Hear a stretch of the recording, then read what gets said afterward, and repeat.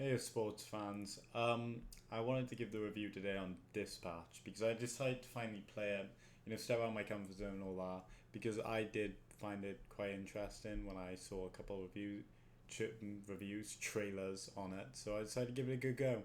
And it's a very interesting game. So I'll start off with the positives and then go to the negatives.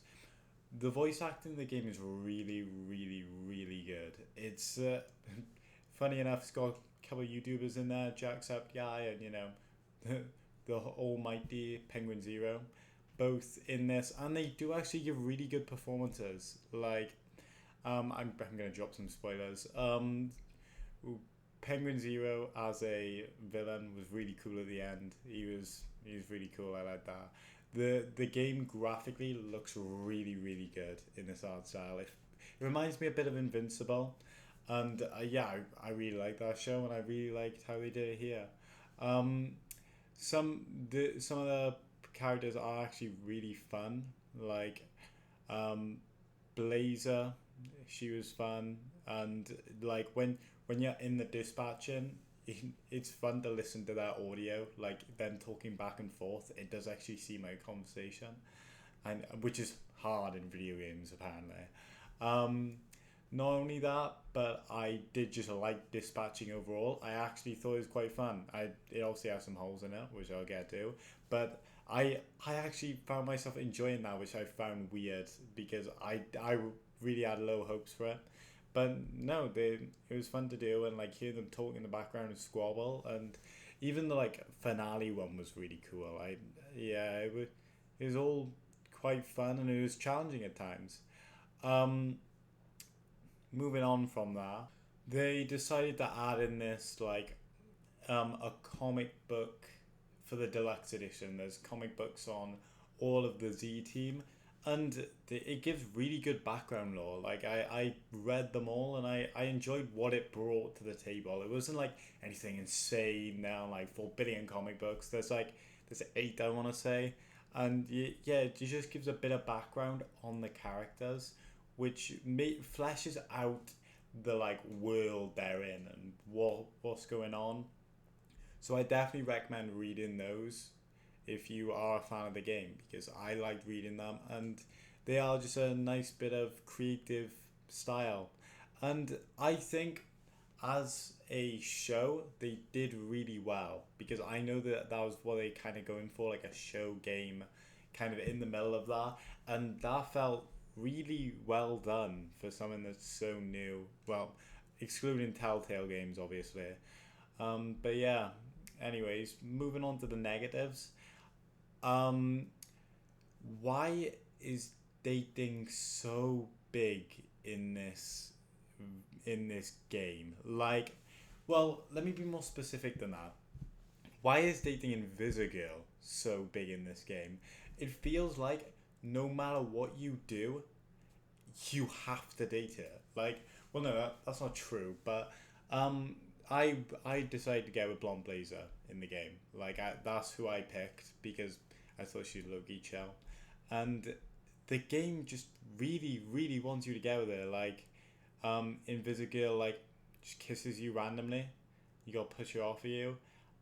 Your old man friend, he just decides, yeah, there's something going on with you two, even though you've just been friendly to her. He said that you like her and all that. Like, no, you haven't even. It just kind of takes you out of the story a bit when it feels like the game isn't really like seeing what you do, and that comes on my next point. The story feels like it ends in the same place no matter what you actually do. There there's no change in the actual game, which is weird. Like, this game is an interactive game and it's supposed to be like changing and it's supposed to be mad, but it just feels like Minecraft story mode with a different color sometimes.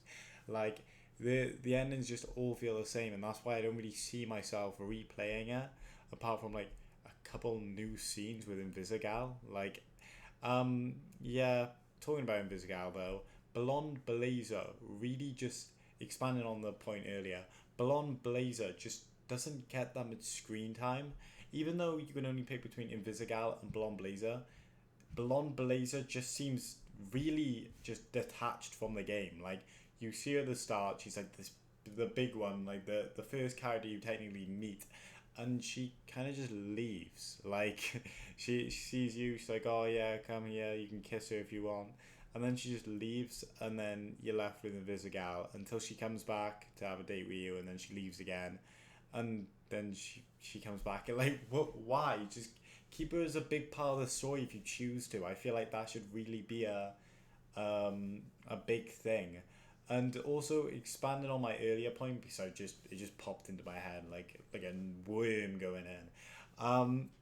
There's only three choices that do really matter, and it's who you pick to take out the team, um, who you pick to date, and oh, if you pick Phenomenon or Water Boy, I probably botched the other one's name, but no, it's fine. Yeah, those just seemed really weird for a story game. Um, Moving on from that, they're kind of flat.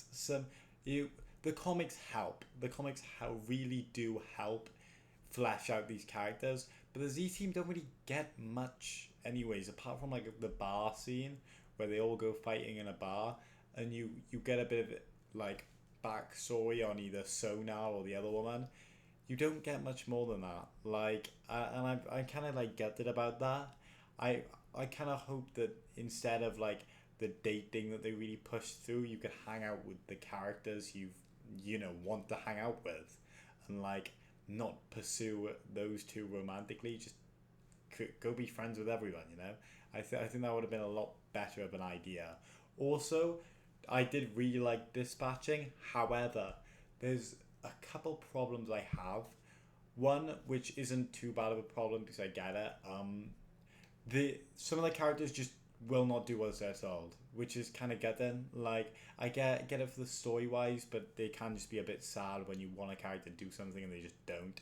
And when you get to I think episode 5, it gets to a point where if you're too good at what you do, it will make you bad. Like it will make you instantly fail.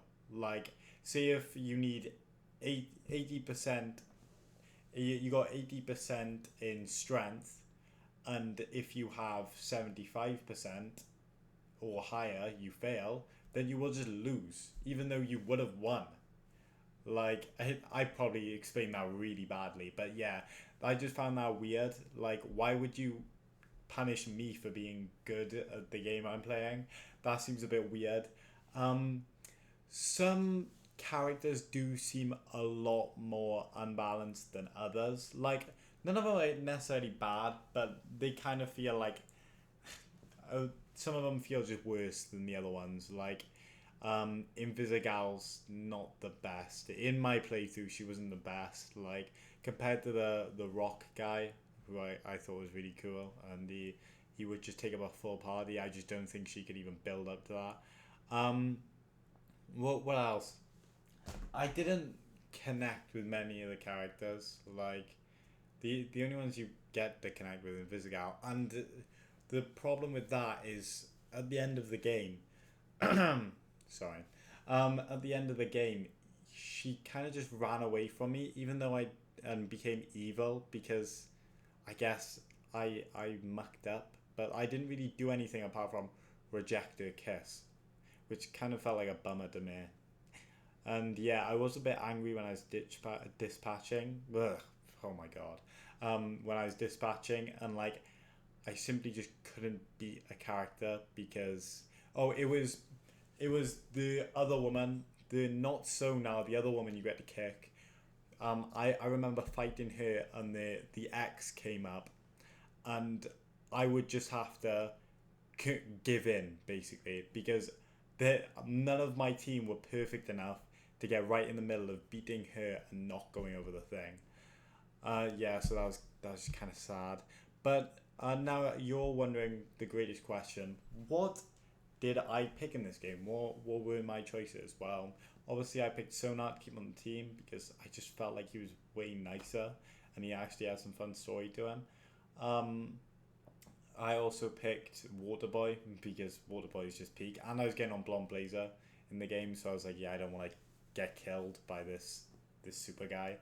And what was the final choice? I said it earlier. Oh yeah, I just said then Blonde Blazer. I was getting on Blonde Blazer.